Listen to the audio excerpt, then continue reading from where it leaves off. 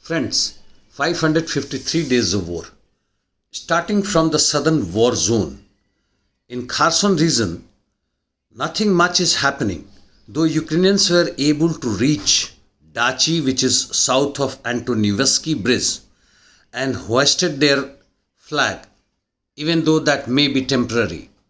In Zaporizhia, ISW reports that no territorial gains for either Russian or Ukrainian army in Donetsk-Zaporizhia border.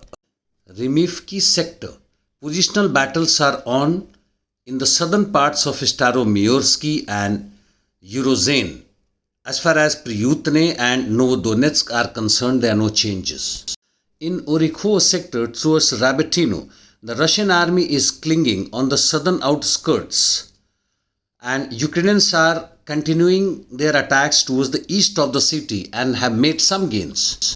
As per ISW, the Ukrainians attacked towards Verbov direction, but due Russian counterattacks, it was not successful, and in turn, the Russians made some territorial gains.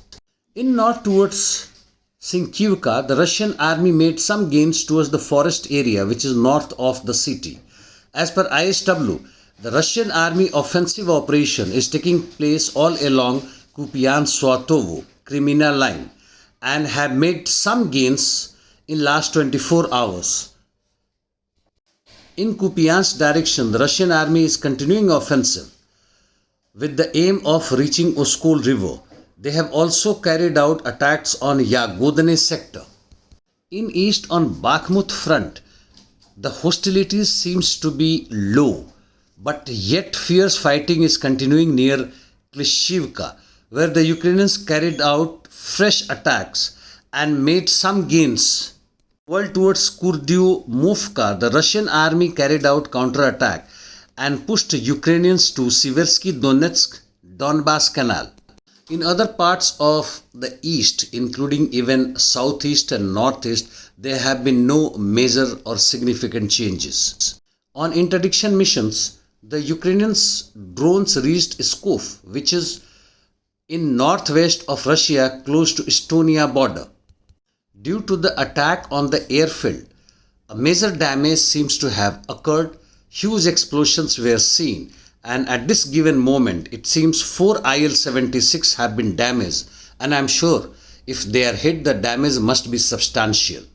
It is important to note that Pskov is almost 660 kilometers or more from the closest Ukrainian border, and for these drones to reach there, they must have gone over the Belarus territory or through Smolensk, which is even longer route.